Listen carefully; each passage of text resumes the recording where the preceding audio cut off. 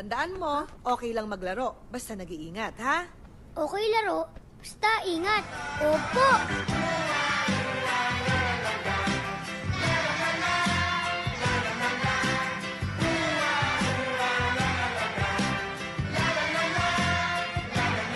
Punta ka lang po na sa bahay namin, pilit nyo.